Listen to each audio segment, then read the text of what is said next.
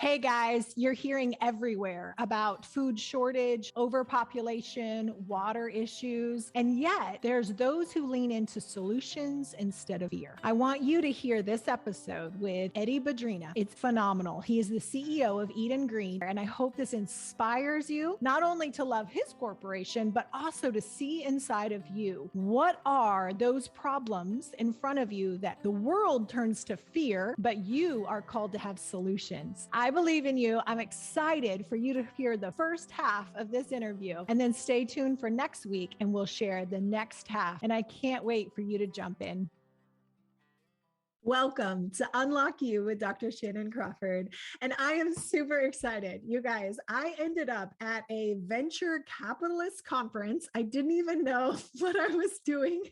And my secret is if I'm going somewhere that I don't know anybody, I always volunteer because then at least I have a role instead of just standing completely by myself. So one of the panels, this guest who is with us today was speaking, and I just felt this like urgency, like go up, introduce yourself. Who cares if it's super awkward and he doesn't know you, and ask him to be a guest on this podcast. Because as you guys know, my passion is that you're unlocked personally in your emotions, in your thought life, relationally, spiritually, and vocationally. And so today, Eddy Badrina is our guest. He is the CEO of Eden Green, which I'm super excited to hear more about this innovative, amazing, cutting edge technology of bringing green and healthy nutrition and vegetables and all the things into regions where that may not be as accessible. And more than ever with diet and nutrition, we know carbs and processed foods and all the junk is not good for us. And his corporation is spearheading some really innovative ways to bring life and energy and green food to us all over the world. So I am so grateful that Eddy said yes to a stranger who harassed him at a venture capitalist conference. And we are here today, and I'm super excited that you're with us. Shannon, thanks so much for having me. I am excited to be on this. I think it was great. It was totally courageous of you to just come up. Although I think we were all in really good company, and so a stranger there is probably a stranger than in any different context, right? There are a bunch of folks who are all trying to run the same way, loving Jesus, but then investing in the same way. So it was a great event, and meeting you there was a highlight. So I'm glad to be on the show. We just did an episode for diet and nutrition and the importance of eating vegetables. Yeah. And we just know that a lot of people, one, it's convenient to do fast food. It's easy to do a packaged meal. It's easy to not eat healthy. And then for especially impoverished people in regions of the world, it's easier to just kind of get the basics and not necessarily vegetables. So when I was reading and cyber stalking you, just kidding, I was so excited to hear about the vertical planting that you're doing. Would you tell us a little about that? Sure. So Eden Green is I'll call it a high density greenhouse platform. So we're trying to solve a couple of different problems.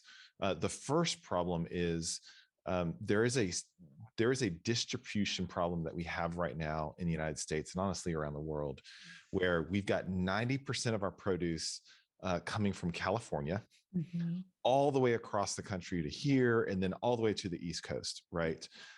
And so in normal times, you had about 40% waste. You had costs associated with it that people costs, diesel fuel costs, road costs, infrastructure costs that are all kind of wrapped up in there that made it very inefficient, and that made it, less affordable for folks who can afford it, right? For folks who need it. So you have this distribution problem. Well, then the pandemic came and the distribution problem got worse exponentially, right? We went from, shipping whole pallets of produce, call it at $400 per kind of pallet, to $4,000 per pallet. Whoa. All of a sudden, the prices went crazy with all the other prices that we've seen right now. They've gone crazy. And then that made fresh produce for people who need it the most, even more unaffordable than it already is, right? So we're trying to solve this distribution problem through these greenhouses that are instead of working with square feet, we're working with cubic feet. We're growing in the entire cubic volume of that greenhouse.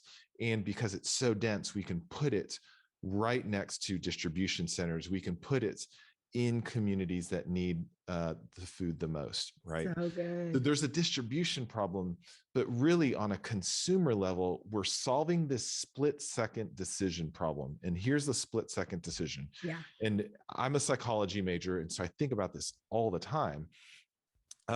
When you're standing in front of the produce section of Walmart, right, of Target, of HEB, of Whole Foods, or whatever, but let's go down a little bit from the Whole Foods and let's go to an HEB or an Albertsons or a Tom Thumb.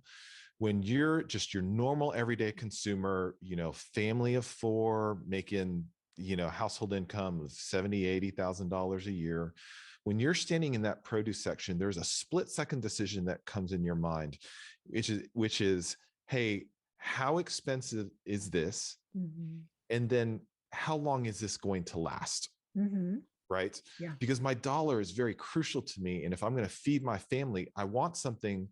I'm kind of thinking about nutrition, but I'm really thinking about how far will this dollar take me? That's good. And right now, the split second decision is they look at the produce and maybe it's wilty, maybe it's, $5 a pound for really high quality produce.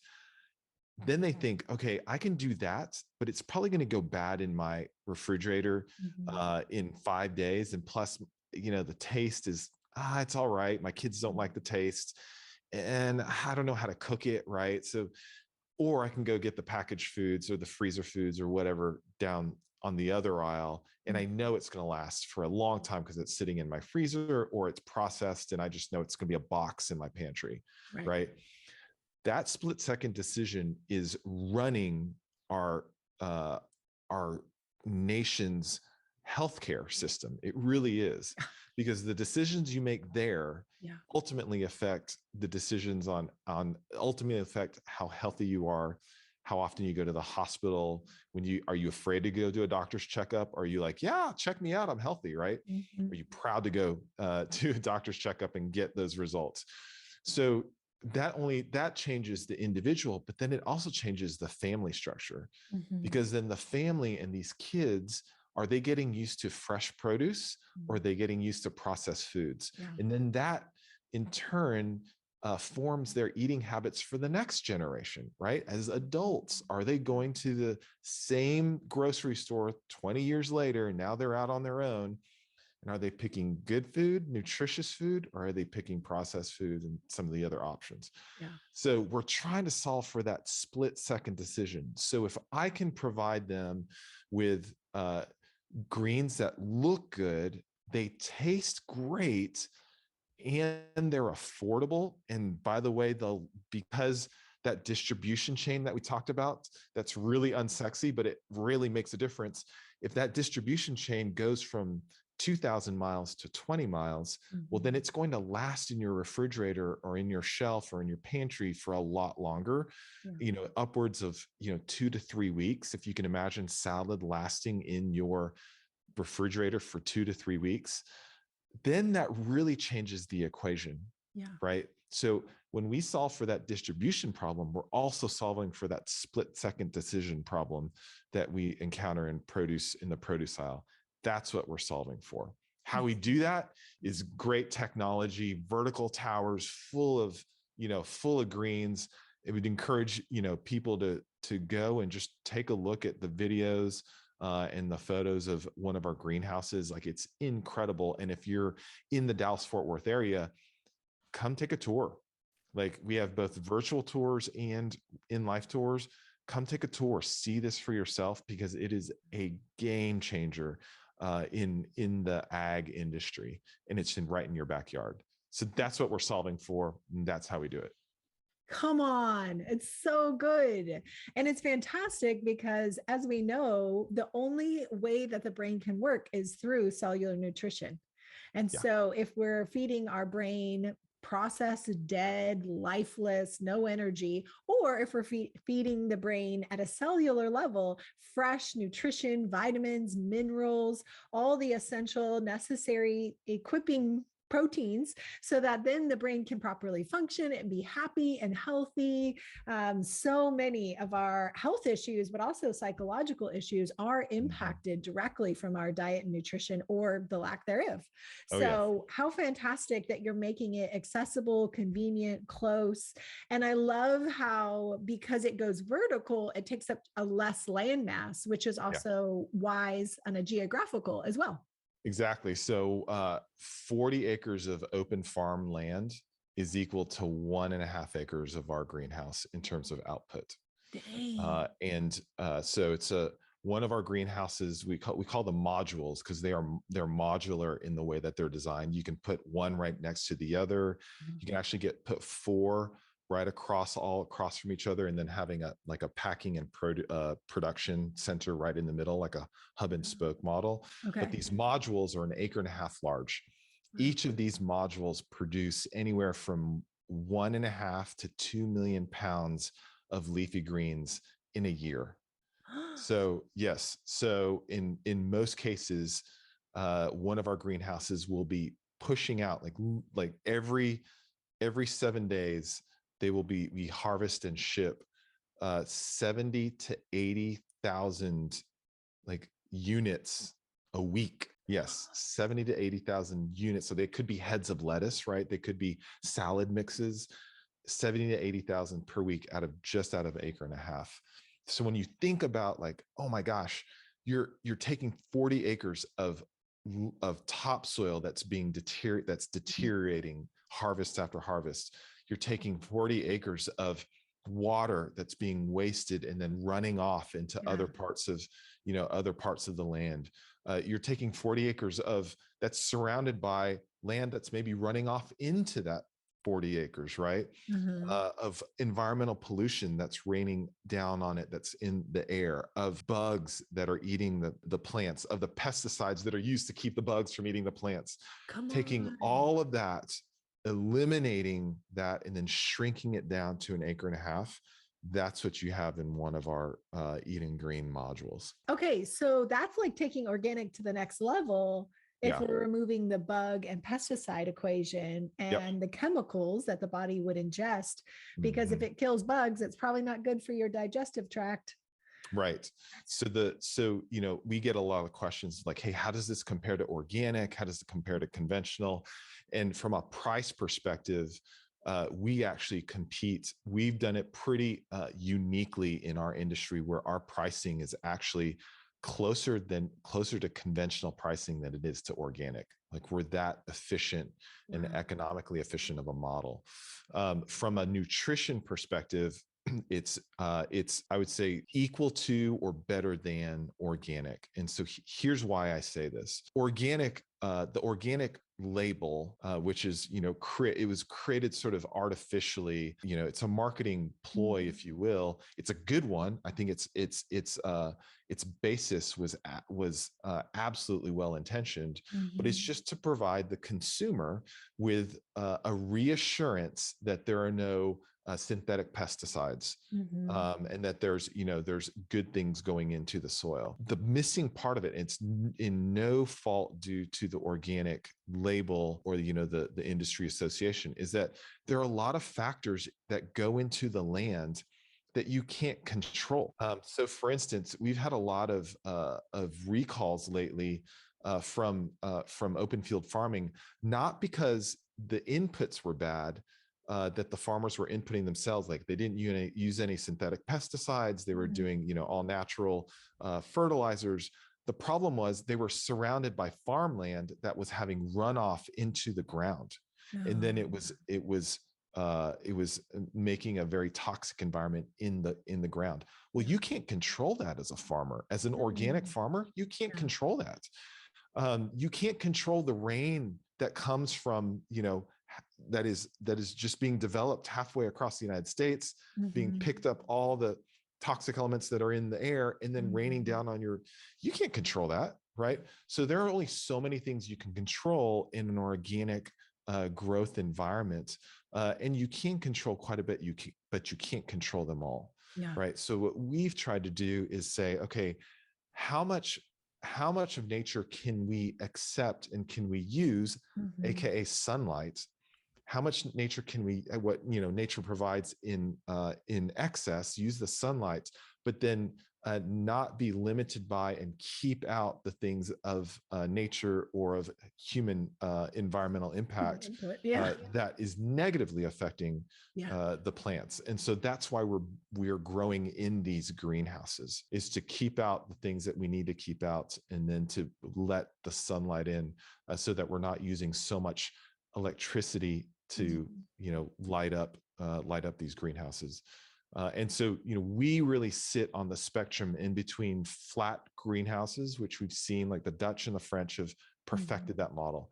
They're profitable, they're very efficient, but the problem is you need 10 acres of greenhouse to equal 1.5 acres of ours. It's hard to find 10 acres that's remotely close to the population. So the 10 acres of flat tray greenhouse doesn't solve for the distribution problem that I mentioned at the beginning. And then on the other end, you see these really high-tech, cool vertical farms that we've all seen in the news, right? They're all indoors. Yeah. Well, they're all indoors. And if you look at the lights that are needed to grow those lights are really expensive. And the electricity to run those lights is really expensive. And the electricity is dirty, right? Unless you're getting it from wind, if you're totally committed to renewable, which in other parts of the world, that's not even an option. Where are you getting it from? Well, you're getting it from coal and natural gas power plants. So it's sort of, it negates any sort of the ESG, the environmental, sustainable, governmental, the ESG sort of components of what they attest to in terms of saving land. So we in between the vertical farming and the greenhouse, we sit right in the middle. We're vertical farming, but within a greenhouse, we're taking the advantage of sunlight and really cutting down on our operational costs. That's so good. Yeah, it's pretty awesome. Being the CEO, I think you have quite a passion. I'm biased. You're the right guy to be in that seat. Yeah. Oh my gosh. So how does somebody, like, I could think, I have friends that are farmers. So just on the practical side, they could acquire this and start developing a model. And I saw on your website that you would even help them hire people to know how to do the vertical farming. Well, let's start there. But then also, if somebody's hearing this and they're like, gosh, I don't know what spill off is coming into the farmland that I'm trying to eat healthy. What is hope for the consumer as well? Yeah. So I think how to get more of this into the market is honestly folks listening to this podcast saying like, hey, we want more of these options out there. And telling their retailers, right, telling their grocers, telling their restaurants, telling the places that they frequent, like, hey, why aren't you guys looking at these guys? Like, these guys are doing it the right way. They're affecting our community in a positive level. Why aren't we buying our greens from that? I want greens from that. So it's sort of we're taking it from the level of, hey, farmers, hey, investors, hey, retailers, buy our greenhouses. We will build them, we'll develop them, we'll manage and staff them. We'll even help sell the greens on behalf of the grocers or on behalf of the farmers. Like, we'll help them in that whole way through in a turnkey operation. But it takes both. It takes both the supply as well as the demand, both of those to be yelling out like, hey, we need more of Eden Green. We need more of their greenhouses and we need more of their greens. And that's how, for us, that's how we make it successful. And I'm excited about it. But really, like, I didn't, and this may be a really poignant thing for some of your listeners. I didn't even start in agriculture. I had a degree in psychology and I started in government. So I had a chance to work for Bush Senior as well as in the W administration. Oh my gosh. And just had, the opportunity to get a macro perspective of the world. And I was an analyst for the State Department for about 4 years. And then I was President Bush's Asian American spokesperson for about 2. Oh my gosh. W's. Yeah. So in DC. But that gave me a really good overview from a global level, but then also from a national domestic level of what the needs were in our community. And so I left DC, started a business, took it to a level where we were able to be acquired. So sold it, That's bought like it every back 11. entrepreneur's dream. Go for Yes, it. right. So sold it, bought it back 11 months later, and then sold it again, because that's just what we do. Why sell it once when you can sell it Yeah, twice? why not make profit Right. twice? So I say all that because uh, I didn't start out in ag, but what I did have was something that was on my heart after we had reacquired that first company. I felt like uh, that I was trying to be diligent and excellent with the business that I had, but my heart was being taken in another direction. Yeah. And so how did I, how did I process where my heart was being led? But then two, how did I hold that first thing up with just being a good steward of it? Right. And so it was through that process, it was through about a year-long process that I was able to do both of those. I was able to hold this business loosely, but still treat it with excellence and diligence and be a good steward of it. And I was able to really work on where my heart was with this other piece. I say all that because there's probably a lot of people who are thinking, gosh, Eddy must have been in ag for 20 years and he's just kind of put his head down and he's right. And he's just worked his way there. And I'm here to tell you, like, for me, at least, I'm a follower of Jesus. I feel like the path to where I've been is very emblematic, very representative of a lot of people's path. Is just because you start somewhere, Mm-hmm. it doesn't mean you're held to that to go to where your dreams may be. And your Yes. dreams may change over time, and that's all right, as long as you're submitting it back to the one who gave you the dream, right? For me, it was understanding, like, hey, what's my identity apart from any business that I own or run? What's my identity? And out of that identity, what was I created to do? What am I really passionate about? And then how do I just follow instinctively, going from where I was, being diligent and excellent with what I was doing, but then being able and open to the other passion that I had. That I think being able to manage that, being able to run that with community, run that with close friends and family, and being able to run through that well, allowed me to get to where I was, because I wasn't really I was trying to be excellent and diligent there, but I wasn't really happy. And so it was a long process. But I hope that encourages folks, who are listening to this, that you don't necessarily have to be where you are right now. And you also can be, there's also a patience game. I call it tactical patience, a tactical patience game of letting that process go out naturally, to where you're able to identify that dream with clarity and with vision, and be able to pass it through friends and family to make sure it's coming from a healthy place, and then moving towards that in confidence. My route was a very circuitous and windy route to get to where I am now. But I think it was very much a route that was filled with a lot of unknowing, of just taking a step-by-step faithfulness. Yeah. And so it's a bit of a tangent, but I feel like It's so good.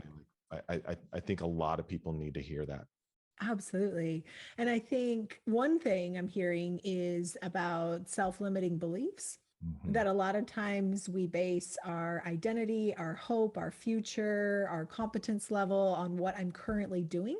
And we can create limiting beliefs of, well, I'm just mid-management, or I'm a mid-level person. Maybe I've graduated college and I've kind of gotten the initial job and I'm just kind of stagnant. And it's really easy to just get lulled into a lackluster life and kind of forfeit some of those dreams and just get the paycheck and then do whatever on the weekend in my private time, because I don't really feel alive at work. And I think statistically, a lot of people do not feel alive at work.